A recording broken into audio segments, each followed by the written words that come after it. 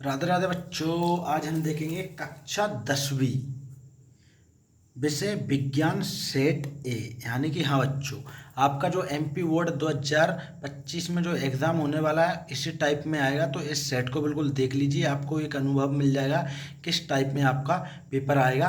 कक्षा 10वीं विज्ञान का सेट ए है। हम आपके लिए सेट ए, सेट बी और सेट सी और सेट डी लेकर आए हैं।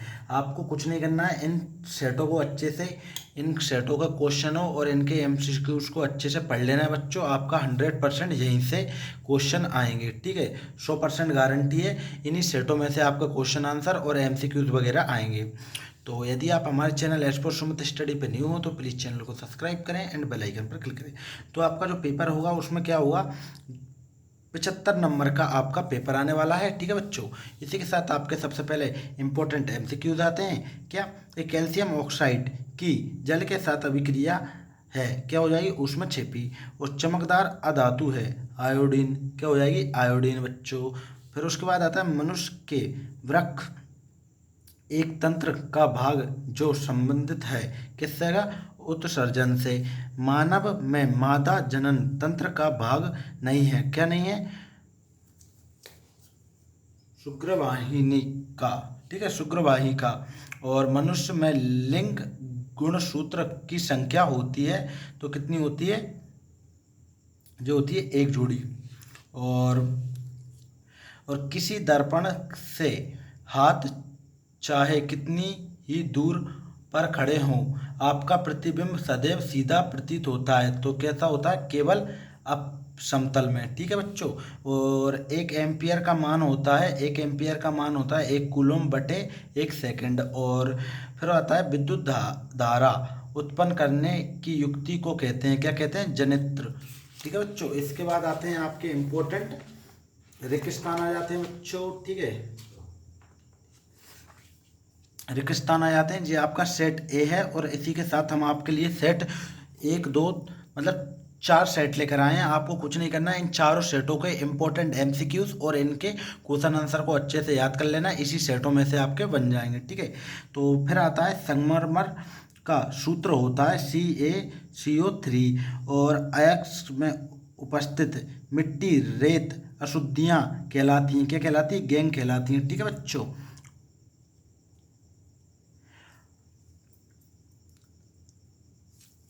ठीक है बच्चों। फिर आता है हॉर्मोन्स के संश्लेषण के लिए आयोडीन अनिवार्य है, तो थायोऑक्सिन के लिए, ठीक है बच्चों।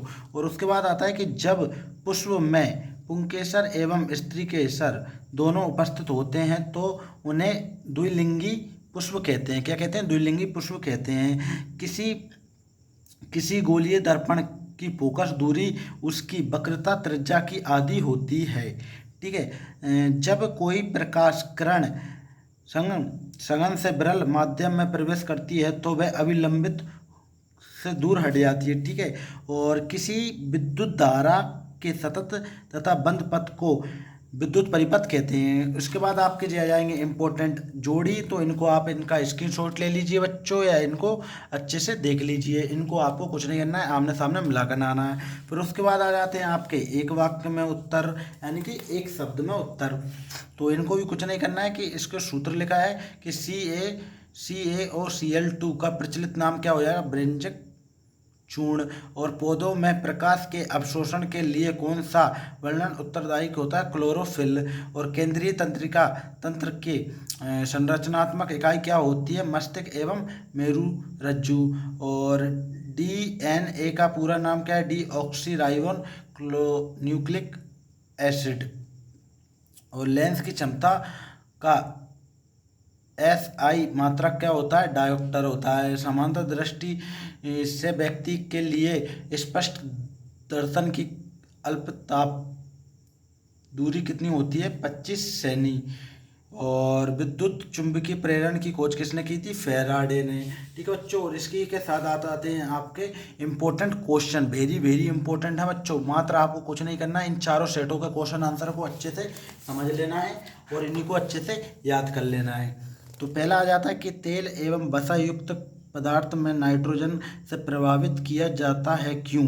उसके बाद उसके अथवा में है बच्चों आपका कि जब लोहे की कील को कॉपर सल्फेट के विलयन में डुबाया जाता है तो विलयन का रंग क्यों बदल जाता है। फिर आता है क्वेश्चन नंबर 6 के उभयधर्मी ऑक्साइड क्या है, 2 उदाहरण लिखना है। आघात वर्णिता एवं तन्यता की परिभाषा लिखना है, परिभाषित कीजिए। और साबुन और अपमार्जक में कोई 2 अंतर लिखना है आपको। और समजातीय श्रेणी क्या है, उदाहरण लिखिए। ठीक है बच्चों, ये बहुत ही इंपॉर्टेंट क्वेश्चन है, इनको बिल्कुल अच्छे से कर लेना है। ये सेट ए है, फिर इसके बाद नेक्स्ट अपन सेट बी देखेंगे, उसके बाद सी और उसके बाद डी। क्वेश्चन नंबर 8 है, इसी में से, हाँ बच्चों 100% इसी पेपरों में से आपके जो सेट है ना ABCD, इन्हीं में से आपके क्वेश्चन आएंगे MP बोर्ड 2025 में। भोजन के पाचन में लार की क्या भूमिका है, उसके अथवा में है स्वपोषी पोषण के लिए आवश्यक परिस्थितियां कौन सी हैं और उसके उत्पाद क्या हैं। क्वेश्चन नंबर 9 है, कायिका प्रवर्धन के 2 लाभ लिखिए और डाईहाइड्राई की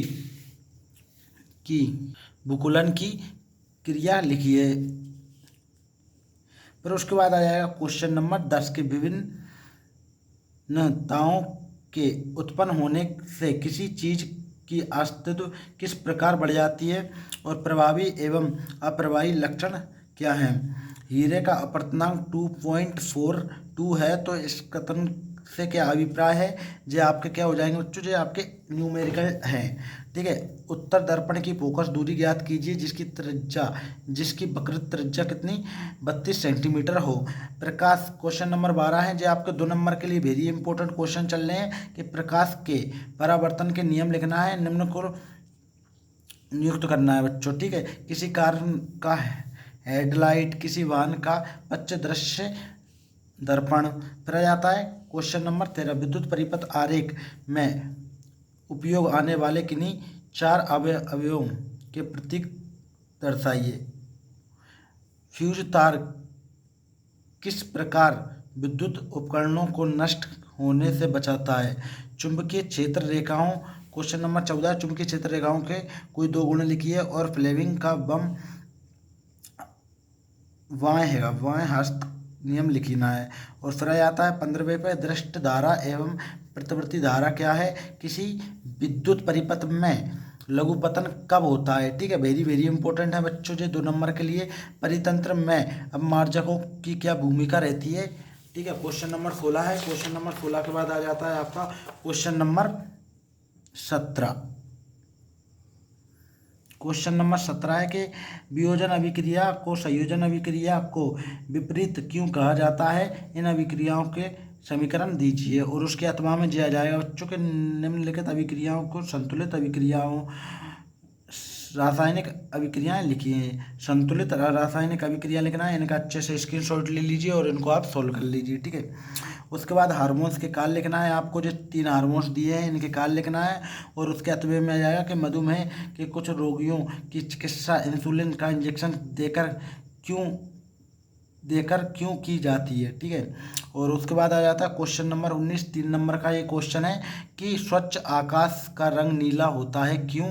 और उसके अथवा में है प्रकाश का वर्ण विक्षेपण क्यों, त्रिज्या द्वारा प्रकाश का वर्ण विक्षेपण दर्शाइए। इसके बाद आ जाता है क्वेश्चन नंबर आपका 20, और यह है आपके 4 नंबर के लिए। ठीक है, इनको अच्छे से लिख लेना है कि HCl और HNO3